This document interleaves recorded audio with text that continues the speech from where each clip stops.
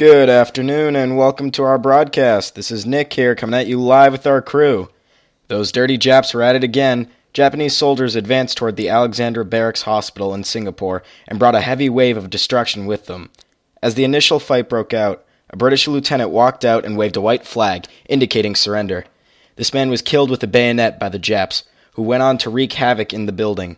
After slaughtering 50 patients, they gathered hundreds of patients and staff members the very next day and took them on a death march. They bayoneted anyone who fell on their way to the industrial area of the city. The prisoners were forced into very tight buildings without water and food. Those who survived these brutal conditions were bayoneted the next day. This is a very tragic time for the people of Singapore, but let's not forget that this is just the latest occurrence of long-running war atrocities committed by the Japanese throughout this entire war. We'll now move on to Zach and hear what he has in store for us today. Thank you, Nick. Listen up, everyone, because one of the biggest events to strike Germany since the end of World War I has hit. What people are calling the fall of Berlin has struck the people of Germany mentally and physically, and nobody is sure if they'll ever be able to make a comeback from it. The fall of Berlin was a bloody affair from any angle, and with the Red Army striking a massive attack on the rest of the 200,000 troops, there was no hope for the German people. Adolf Hitler was last reported in a retreat in his underground burrow along with some of his closest associates, including Joseph Goebbels and his wife Eva. The Red Army came barreling in with every intent on taking out the German army and every civilian, which was approximated at about 2 million citizens. The Soviet army had little interest in taking prisoners, but oddly enough, that worked out well considering German soldiers were commanded to fight until the very last one remained. At this time, Germany is only a shell of its former self, and with Soviet power in full effect, it is clear that Russia will have this battle. Hopes to liberate other controlled lands under Hitler are now underway, including Belgium, and Stalin has full intentions of taking Berlin, and he has two generals to do just the job. Georgy Zhukov and Ivan Konev laid down the march and gave Germany a piece of their own medicine. Soviet forces pushed into German suburbs before eventually breaking through the final defenses of Berlin and ultimately captured the iconic Reichstag building. The steamrolling effects of the Soviet Union toward Berlin and the rest of Germany will hopefully cause Hitler to realize he has lost this war yet again and we can have peace.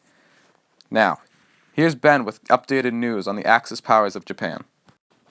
Thanks, Zach. I'm here discussing the topic of the fate of the Japanese Axis leaders, specifically Emperor Hirohito, Fumimaro Konoe, and Hideki Tojo. Throughout the war, Emperor Hirohito was very persistent on fighting to the last man, but after the bombings of Hiroshima and Nagasaki, he decided it was time to wave the white flag. Over the radio to the Japanese citizens, he announced, "Should we continue to fight, not only would it result in ultimate collapse and obliteration of the Japanese nation, but also lead to the total extinction of the human civilization." End quote. Hirohito will remain in position of emperor. As for Fumimaro Konoe, after insisting Hirohito throughout the war to surrender to the U.S., Konoe is now suspected as a war criminal. He shortly after poisoned himself when being asked to work with the American government. Hideki Tojo, responsible for Pearl Harbor and also being the war minister, was captured and tried, then executed. That's all I have for you today. Let's send it off to Matt. Thanks, Ben, and thank you to everyone for tuning in. I'd like to take a few moments to talk about Franco and his relationship with the Axis powers. During the Spanish Civil War, the Axis powers gave support to Franco and his regime. This left Spain with a $212 million debt to Germany afterwards.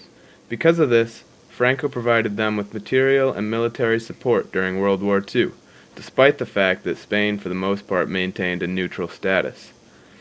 After the fall of France in 1940, Franco announced that he was going to enter the war siding with Germany and Italy. In October of 1940, Franco and Hitler conversed on the topic of an alliance.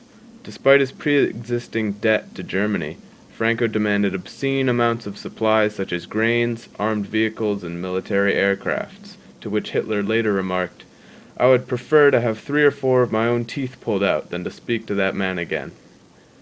In the 1941 German invasion of Russia, Franco was pressured by the Germans to provide manpower to the Axis powers.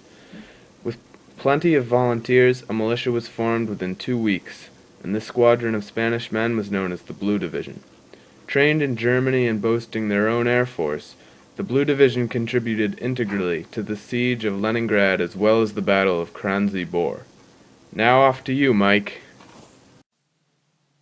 Thanks, Matt. Here's our closing broadcast. This war has been a long and tough fight with many countries, in particular Germany and Japan. Many have been killed and or captured and held as prisoners of war. One victim of those captured includes John A. Raynone Jr. John was born on April 17, 1919. He served in World War II in the Army, more specifically in the medical department. Ranked a technician, 4th grade, he was captured at the Battle of the Bulge by Germany on December 16, 1944.